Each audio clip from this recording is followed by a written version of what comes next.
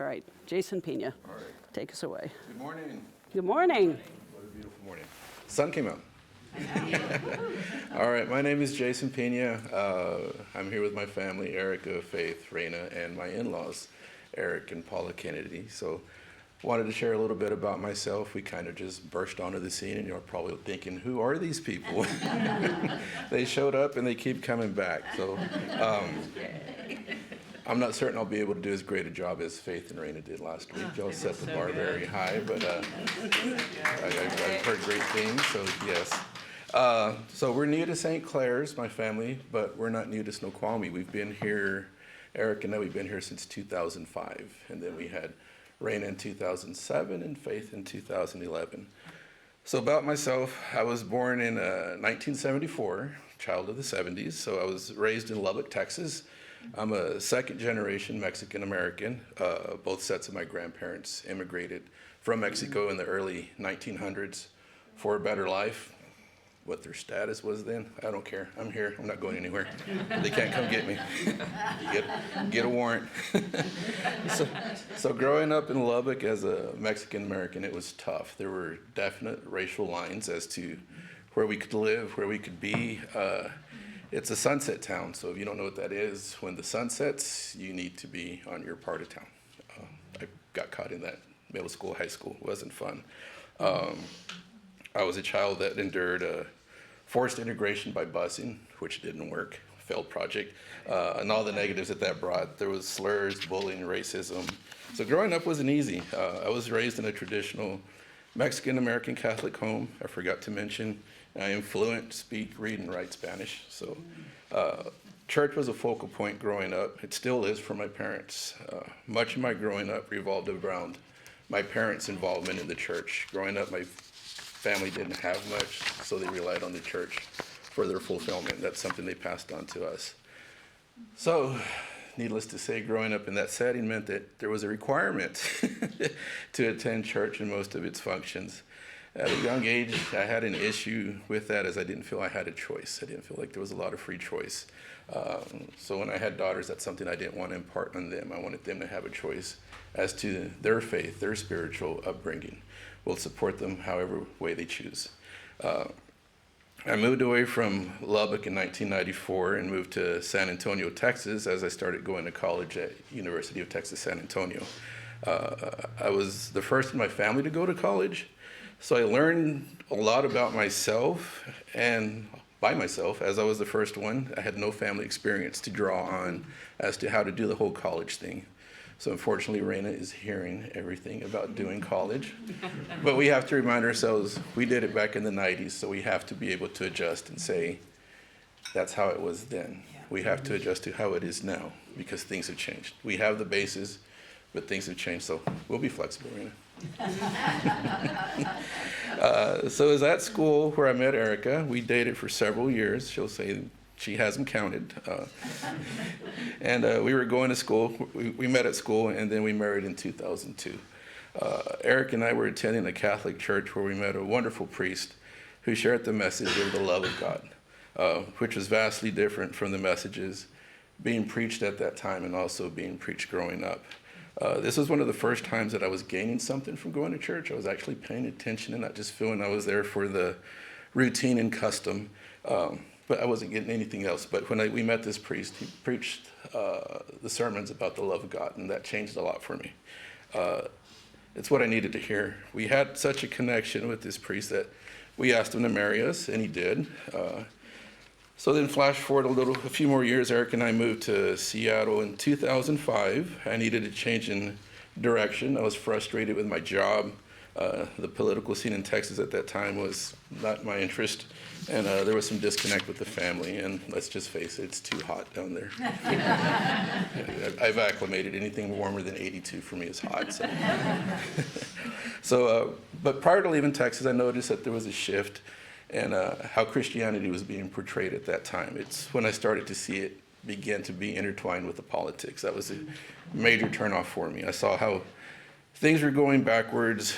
The fear of the Lord was being preached. Not being worthy of God's love was being preached, and feeling just like an overall bother to anything God related. So I didn't like the exclusivity that was being felt at that time.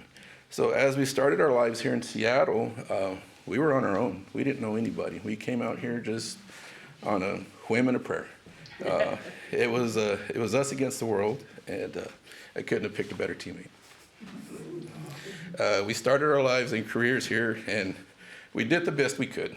However, we quickly learned that the Seattle Freeze indeed existed. In 2007, Raina was born. 2011, Faith was born. We traveled back to Texas for their baptisms by the same priest that married us. We had such a strong connection with him. We did that because we didn't have a connection here. We didn't feel blessed enough to have anyone share that with our kids. Through the years, we were members of a churches, but always felt as outsiders, even after having been members for several years. It was odd to be in a church setting and realize that the Seattle Free still existed. The stares, glares, cold shoulders were constant throughout the years we attended. We always felt like newcomers, even after having been there for multiple years. I found myself going to church merely for the routine and custom. Sermons that could have connected, the readings, the gospel were often sidetracked in the underlying request for money. The feeling of God-fearing and not being worthy of God's love persisted. I struggled with this as I thought, if I'm in a relationship, whatever type, and I'm living in fear and not worthy of love, would I stick around? These feelings led to less and less attendance. I ended up being an Eastern Christian Catholic. However, December 2024, I saw your Facebook posting about Christmas Eve service here at St. Clair's, and I was intrigued at trying something new. Just a little over 3 years ago, I attended my first Episcopalian service at St. Mark's Cathedral for a baptism as I served as a godfather to my godson. I found myself paying attention to the readings, paying attention to the sermon. It connected with me, and I walked away with curiosity, as this is how I remembered the church feeling to be when I was growing up. So last December, I shared with Erica and the family that we should attend Christmas service here. We showed up, and immediately we were acknowledged. We were immediately welcomed. Everyone was introducing themselves. I was freaking out.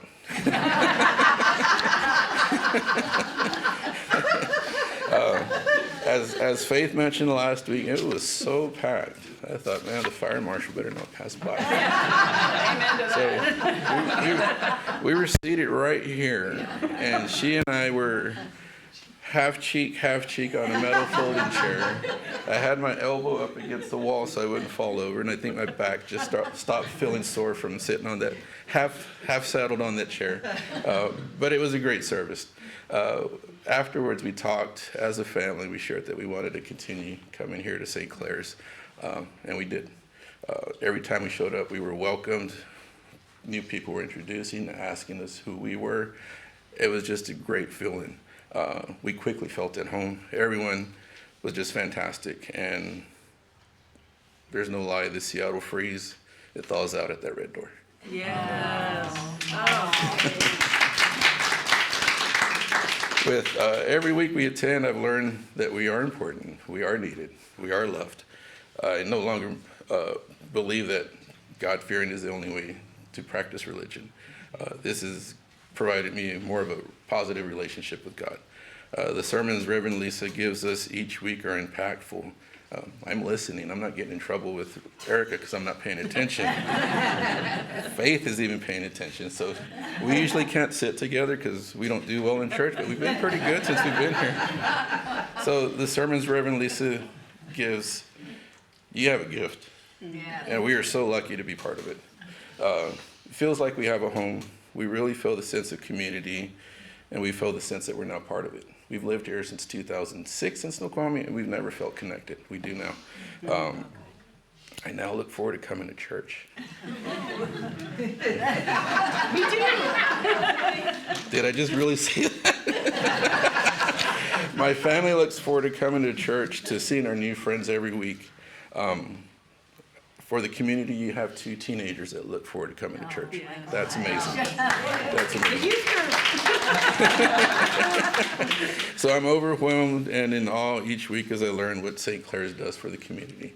Not just asking for money and then wondering whatever happens to it, but seeing what happens with the food drives, the food bank, the essentials, the gardening. Everything shows that this community is a steward of this community. So that for me is action, and that's what I believe in. That warms my heart to see this parish, this church being part. That's my old Catholic vocabulary coming in, but this community being active in Snoqualmie. I look at Raina at each service, and I see her at peace, and that warms my heart. I look at Erica, and she's crying right now.